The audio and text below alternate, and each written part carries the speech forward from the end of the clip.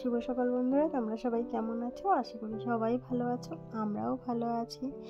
দেখো, আমাদের এই গাছটা না নতুন হয়েছে, আর এইটা আমি দানাগুলো ফেলেছি, সবজিগুলো কেটে এইগুলো এখন আর ফেলে দিই না আমি ময়লার গাড়িতে, এইগুলো আমি বাড়িতেই ফেলি। আর সেই থেকেই না এই কুমড়োর গাছগুলো হয়েছে। বসিয়েছিলাম কিন্তু লাউয়ের দানা কিনেই বসিয়েছিলাম, কিন্তু একটাও লাউ গাছ হয়নি। সেই কারণে মনে হয় এটাই হয়েছে।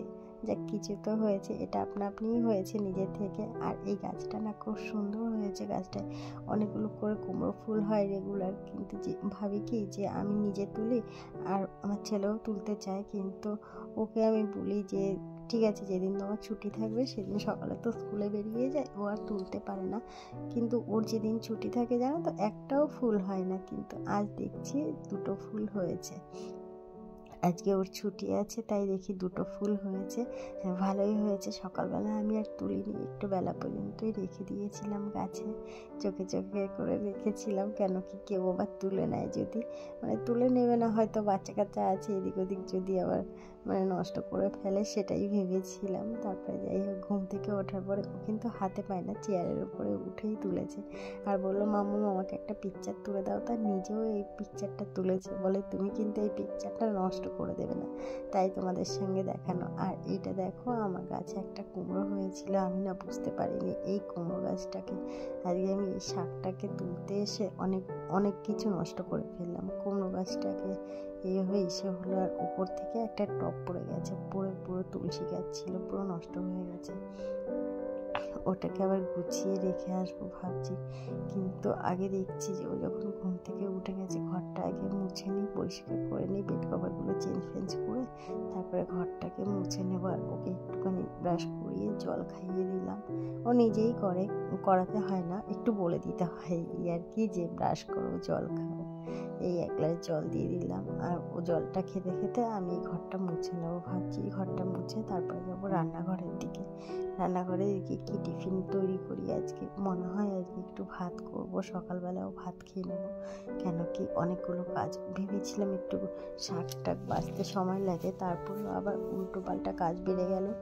ভেবেছিলাম যে শাকটা এটা ঘরটা গুছিয়ে একটু রুটি করবো বা কিছু করবো টিফিনে, কিন্তু ওদিকে আবার দেখো সেই ওপর থেকে তুলসী গাছের টবটা পড়ে গিয়ে পুরো মাটি হয়ে গেছে নিচটায়। ওই কারণেই না এই অবস্থা, এখন বুঝতে পারছি না যে ওটা আগে পরিষ্কার করবো নাকি আগে সব কাজ করে নেব। কিন্তু ভাবছি যে ওগুলো তো মাটির কাজ, তার জন্য আগে ঘরের কাজটাই করে নিই, ওই কাজটা পরে করে নেবো, তাহলে অসুবিধা হবে না। আর এদিকে শাকগুলো কাটতে হবে, বাছতে হবে। যদি আমি কালকে করতাম শাকটা, তাহলে হয়তো চাপ থাকতো না, রাতের বেলায় আমি কেটে বেছে গুছিয়ে রেখে দিতে পারতাম। কিন্তু ভাবলাম কি যে সেই যখন বাজার থেকে কিনে নিয়ে আসি, তখনও একদিন ছাড়া শাক খাই, সেই শাকগুলোকে বেছে গুছিয়ে রাখি। আর আজকে নিজের কাছে হয়েছে, একটু সাথে সাথেই রান্না করে খেতে ইচ্ছা হলো, সেই কারণেই আমি শাকটাকে কেটে নেবো ভাবছি।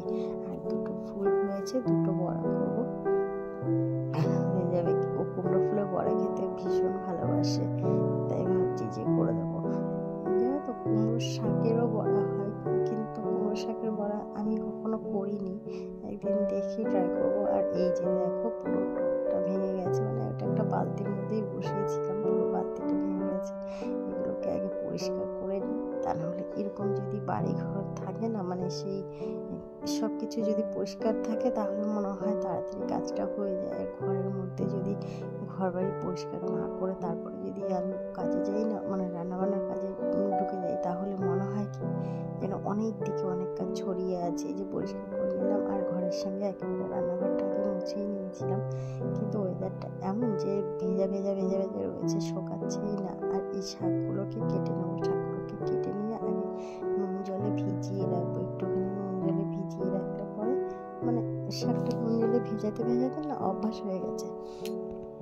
মনে হয় একটু নুন জলে ভেজালে পরে পোকা টোকা যদি কিছু থাকে তাহলে নষ্ট হয়ে যাবে, এরকম মনে হয়। আর দেখো, দুটোই বড়া হয়েছে, আর তো হবে না, যেহেতু দুটো করেই ফুল হয় গাছে, একটা দুটো করেই হয় বেশিরভাগ। একটা হলে পরে তুলে প্লাস্টিকের মধ্যে করে যদি ফ্রিজে রেখে দিই, বেশ দুদিন করে থাকে। এই জমিয়ে কয়েকটা ফুল করে তারপরে সবার জন্য করছিলাম, ভেবেছিলাম ওকে একটা দেবো, কিন্তু যেহেতু অনেকটা পরেই দিয়ে দিই। আর দেখো মাছটা না তেলটা গরম হয়নি, আমি মাছটা দিয়ে ফেলেছি, একটু লেগে গেছে মনে হচ্ছে, আস্তে আস্তে হতে লাগুক, ততক্ষণে আমি এটা নুন জলে ভিজিয়ে রাখি। আর এই শাক না, লাউ শাকটা যতটা নরম হয় কুমড়ো শাক কিন্তু অতটা নরম হয় না মনে হয় আমার, কিন্তু জানি না, অনেকেই তো যারা ভালো রান্না বান্না করতে পারে তাদের হয়তো হয়, আমি তো অত ভালো রান্না জানি না, ওই কোনো মতে চলে যায় কাজ বাজ, এই আর কি, চলালে তো সব কিছুই চলে যায়, সেরকমই একটা ব্যাপার।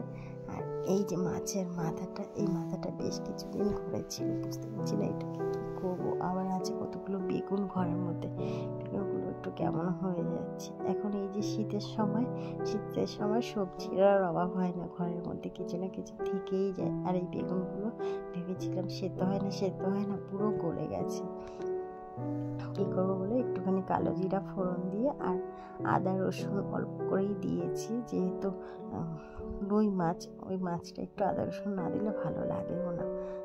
যদি জ্যান্ত রুই হতো তাহলে অসুবিধা হতো না।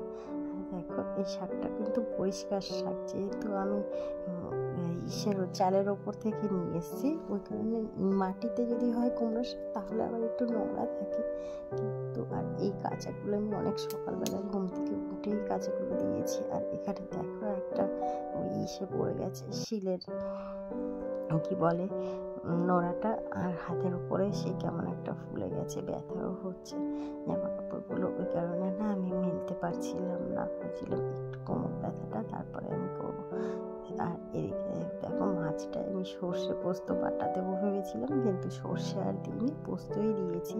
আর এই শাকটা কিন্তু আমি অনেকটাই হলুদ দিয়েছি, কিন্তু এমন কালারটা কেন হচ্ছে বুঝতে পারছি না, এর থেকে বেশি হলুদ দিলে আবার যদি এসে হয়। এদিকে জানো তো আমি শুনেছি শাকে নাকি বেশি হলুদ দেয় না, কেননা দিলেও যা না দিলেও দেয়, অল্প করেই দিয়েছি, দেখি কি হয়।